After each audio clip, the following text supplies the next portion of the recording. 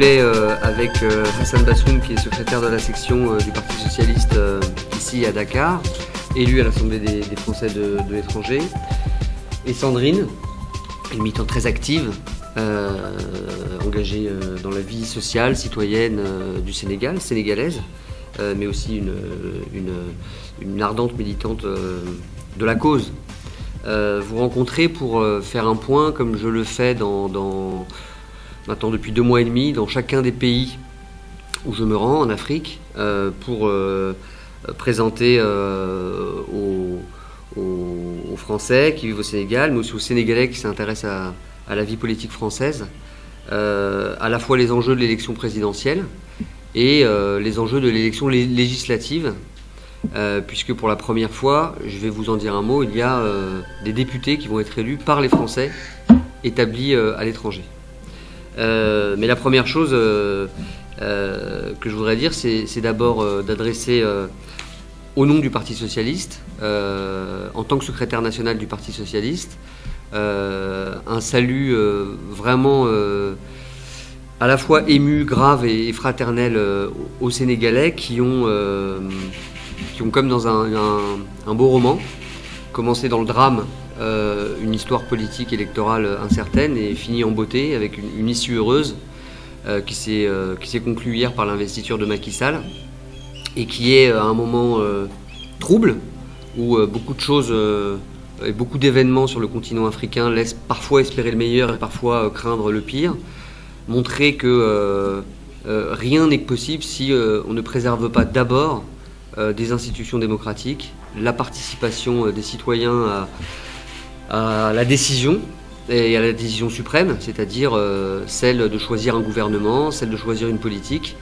Je crois que ce qui s'est passé ces derniers jours était quand même une grande leçon de démocratie qui montre que le Sénégal est sans doute une des démocraties les plus ancrées, exemplaires, à plus d'un titre.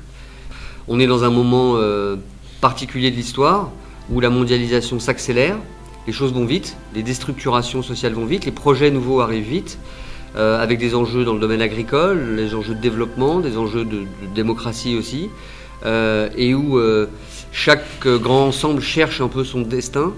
On sait aujourd'hui que l'Union européenne est dans une difficulté économique lourde, on sait que l'Union africaine et un certain nombre de sous-ensembles régionaux cherchent eux aussi à exister sur la scène internationale et à se doter des outils leur permettant d'exister dans cette mondialisation. Mais je crois qu'on ne parle pas assez de ce que doivent être les nouveaux rapports de coopération entre l'Europe et l'Afrique, entre la France et certains pays en particulier, parce que nous avons, entre le Sénégal et la France en particulier, évidemment des relations, obligées entre nous deux, si on veut pouvoir construire une communauté de destin à la fois culturelle, économique, cohérente et solide, surtout dans la période qui vient. C'est une période qui, donc je le disais, est inquiétante parce que beaucoup surfent sur la peur du changement dans certains pays. Vous avez vu qu'en France, depuis plusieurs années, malheureusement, le président Sarkozy a beaucoup joué sur ces peurs. La peur de l'autre, la peur des étrangers, la peur de la différence, la peur de l'Afrique et la peur des Africains, avec parfois des dérapages qui n'étaient pas acceptables lorsqu'on a une certaine conception de la République, lorsqu'on a une certaine conception, je dirais même des rapports humains et des rapports à construire entre les peuples et les pays. Et l'enjeu de l'élection présidentielle, au-delà même des enjeux qui sont posés aux Français, à cause de la crise, à cause de l'obligation de mener une autre politique sociale et économique, c'est d'abord et avant tout de construire de nouveaux rapports, une nouvelle politique internationale, de contribuer à construire ensemble de nouveaux rapports de coopération. Et c'est aussi ce message-là qu'on est venu porter à la fois aux institutions et aux autorités sénégalaises, mais aussi à des ONG, à des associations présentes dans la vie civile, et puis évidemment à toutes celles et ceux qui sont ici actifs, et parmi les Français, ils sont nombreux, vivant dans la vie sénégalaise au quotidien, que ce soit dans l'éducation, dans la culture, dans les actions de solidarité, dans des entreprises, et portant eux aussi un certain nombre de projets concrets dont on ne parle pas assez. Il y a quand même une forte communauté binationale au Sénégal. Et comme vous le savez beaucoup, moi c'était un peu aussi mon fer de lance dans le cadre des primaires. Et la configuration de la conférence de presse ce matin fait qu'on a la présence des radios communautaires qui vont permettre, via la diffusion dans les 64 radios communautaires qui sont présentes à l'échelle nationale, de diffuser l'information en langue locale. Je pense qu'il est important de diffuser et des informations en français, mais aussi des informations en wolof, en poulard, pour mobiliser le plus grand nombre de binationaux. Donc le mode d'approche et les médias, en tout cas, avec lesquels on va communiquer, sont les mêmes que ceux qu'on a pu mobiliser dans le cadre des primaires. Les Français à l'étranger, depuis 50 ans, sont représentés par ce qu'on appelait autrefois les délégués au Conseil supérieur des Français de l'étranger. De 1945 jusqu'à 1982, c'était des délégués. L'ambassadeur de France, en poste dans un pays, coopté comme ça, des notables, des chefs d'entreprise, et qui avaient les moyens. Et il est désigné comme délégué des Français au Conseil supérieur des Français de l'étranger. François Mitterrand, en 1982, a décidé que non, les représentants des Français de l'étranger devaient être élus au suffrage universel, démocratiquement, n'est-ce pas ? C'est ce qu'il a fait depuis 1982, et c'est comme ça que nous avons été élus ici au Sénégal. Nous avons 4 élus pour le Dakar et la circonscription, les 5 pays voisins.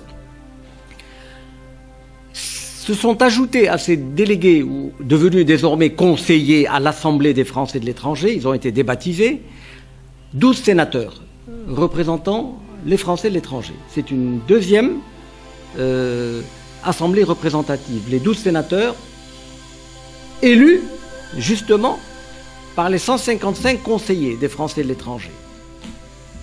Mais autant les conseillers que les sénateurs, certes, ils ont un pouvoir. On a un pouvoir d'écouter, de transmettre les dossiers, d'aider les Français dans leur démarche, un pouvoir d'influence dans les administrations. Mais nous n'avions pas de pouvoir fort, législatif.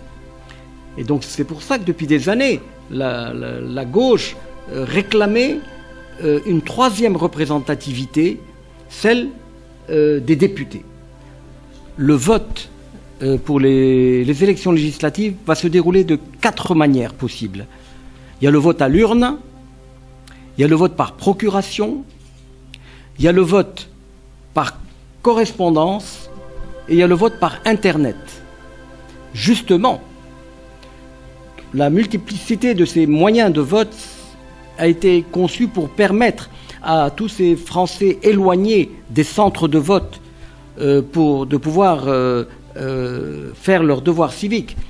Nous parlons du Sénégal par exemple, il n'y a que 2 centres de vote.